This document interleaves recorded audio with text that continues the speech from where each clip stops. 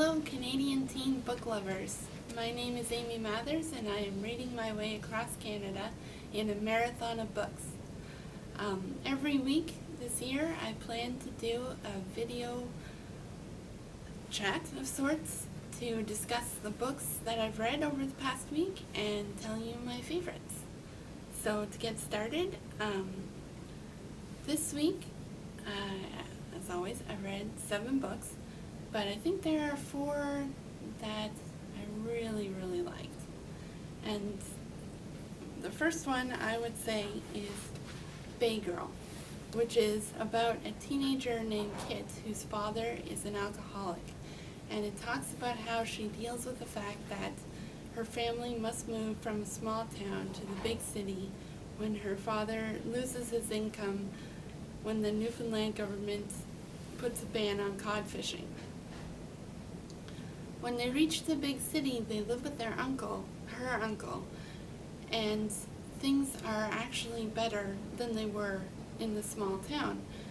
But then her nan gets sick, and she must decide if she's going to go and take care of her with her father. I really liked it. The characters are heartfelt and lovable and real. And I think it's a worthwhile read. The second I would call honorable mention would be The Dream Carvers by Joan Clark.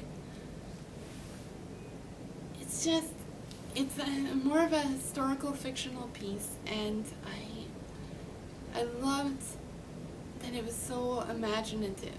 It's about a young Norse boy who gets kidnapped by, I think they're called the Oswit Nation, and he's kidnapped because he played a role in killing one of the members of their tribe, so they abduct him to replace the member of their tribe that was killed. And he's only 14 years old, but he deals with this abduction in a very mature manner, and even though he's trying to get home to Greenland from Newfoundland, which is quite a feat, he is still respectful and ends up making friends and finding out who his true family is.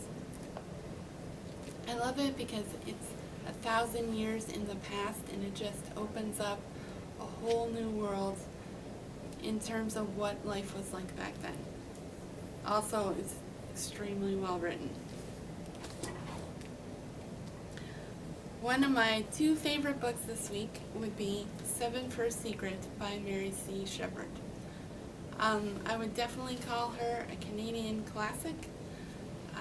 This story is about 3 cousins stuck in another small town and in the 1960s who must decide whether they're going to stay in the small town and have children or venture out into the world to seek further education and jobs and things like that.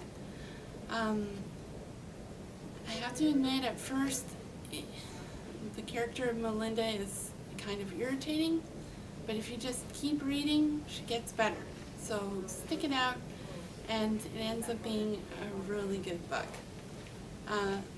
Bittersweet, but worth the read.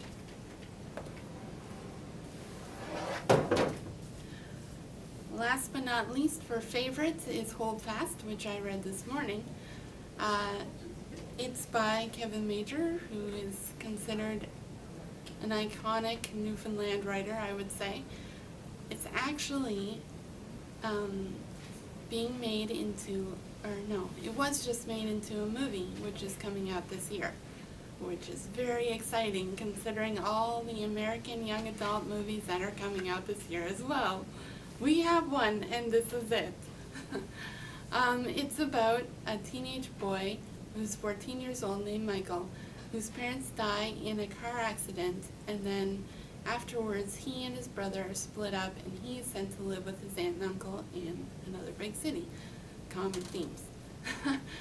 But his uncle turns out to be a very unpleasant man, and he and his cousin decide to venture out on their own to make a point that they can survive by themselves and they don't have to do everything their uncle says. I would say it's very Canadian with the survival aspect of it.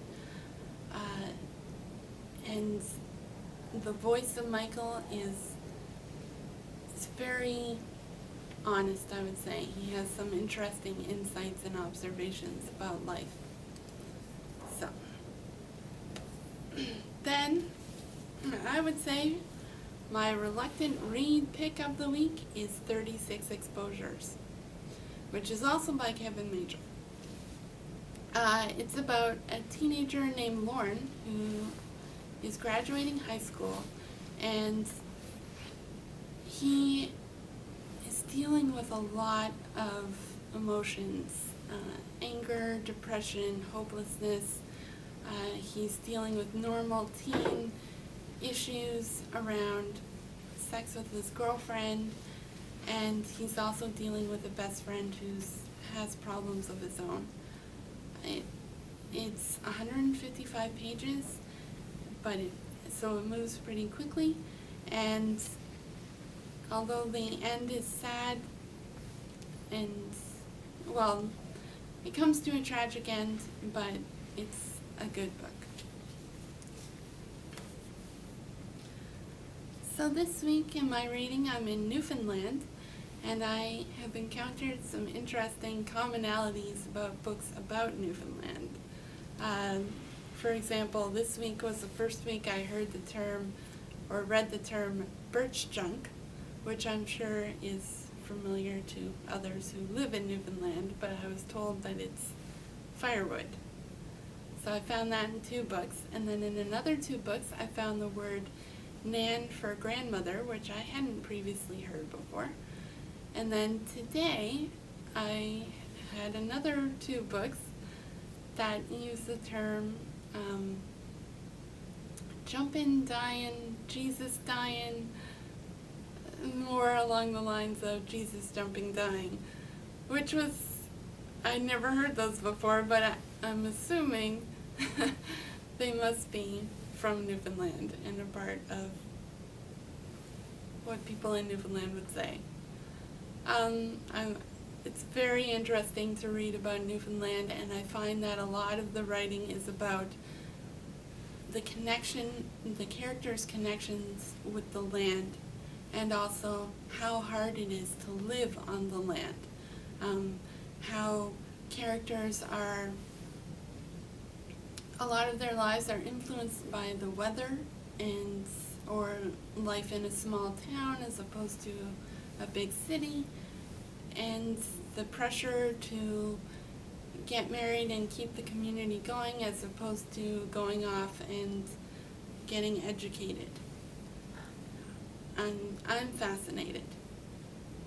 This coming week I will still be in Newfoundland for most of it, but then I think at the end I will be going to Cape Breton Island next. But this week is Newfoundland, Labrador, back to Newfoundland, and then to Cape Breton Island.